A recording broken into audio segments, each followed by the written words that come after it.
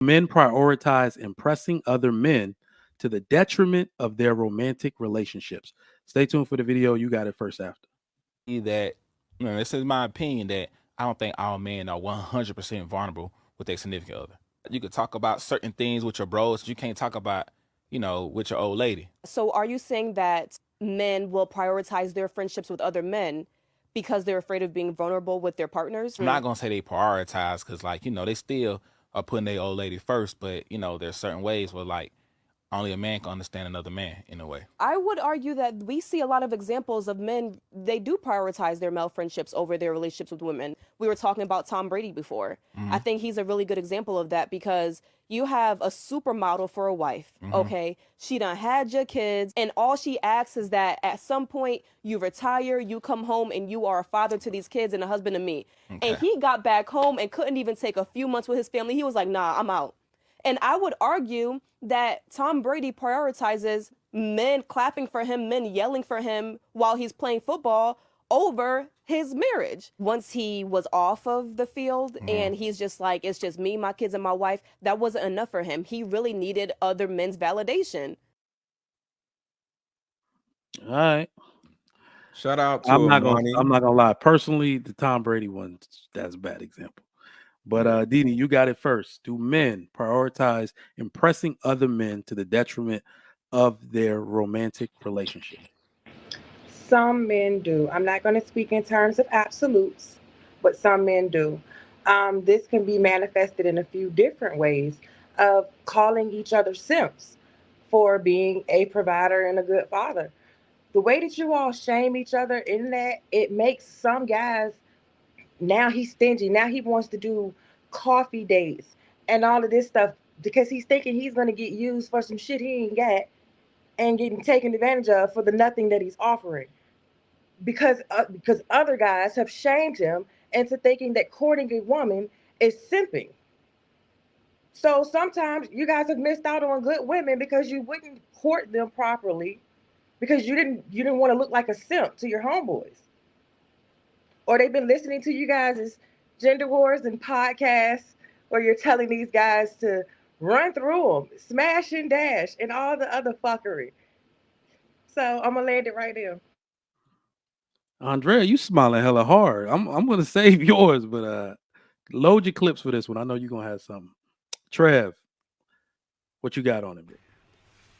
Yeah, I think she was off the mark with that one, particularly with the Tom Brady example. I think he just wasn't finished with his purpose yet, right? And that's what he was passionate about. He only did another year after that anyway. She could have just held on for a little bit. You know what I mean? I think she just jumped the gun with that. You had Tom Brady, and I mean, I understand she's a supermodel and all, but she ain't getting another Tom Brady. Sorry. You ain't getting no other And time. That's what I'm saying. and you know what? And this is another prime example of how people just don't put the family first. Like you have to understand what that's going to do to the children when now the households are separate. It's a bad look. It's a bad look to me. I don't agree with that at all. And as far as men being influenced, there are some men who just are still trying to find their way, but they might be influenced by other males, right? Because there's a lot of guys out here, like she said, the podcast that makes sense because some of these dudes are giving out some really horrible information, right?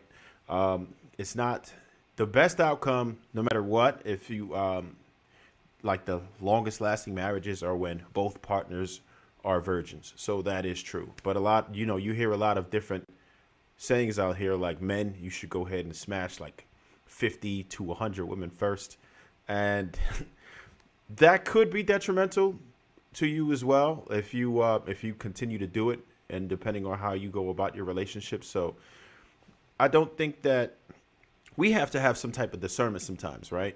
We can't just listen to what other people are saying. You have to kind of, even the people who you are listening to, you still have to vet them. You have to say, is this person doing what I want to do with my life? Are they in a position that I would like to be in the future? Are they successful at what they're teaching, right? Or are they failing like me and then just saying what they think? Or do they know what they're actually talking about?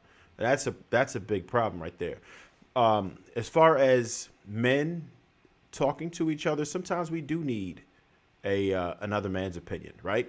Prime example is like King Talk. We exchange perspectives, and I believe it can be done in a healthy way. We have to be responsible about it. We have to understand that if we are influencing each other, then you can't give out bad information. We need to understand what we're doing. And you have to know if you are an influential person, with that comes a responsibility. You have to understand the outcome of what you're talking about. And I feel like there are a lot of people who say things that they have no experience in, right? A lot of people who you see out here who tell you how to get women, they have no idea how to get women. You can tell who really do this and who really don't, who never really had an experience until they got the status and the money, and they're just regurgitating talking points.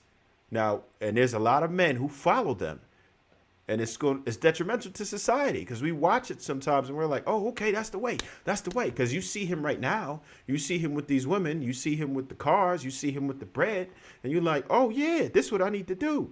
But really, that's not how they went about it, right? He put a lot of hard work in his craft, but most of us understand that once you put the work in like that, the women will come. Once you have the material things, you have the cars, you have the money, they're going to look at that and they'll flock to you.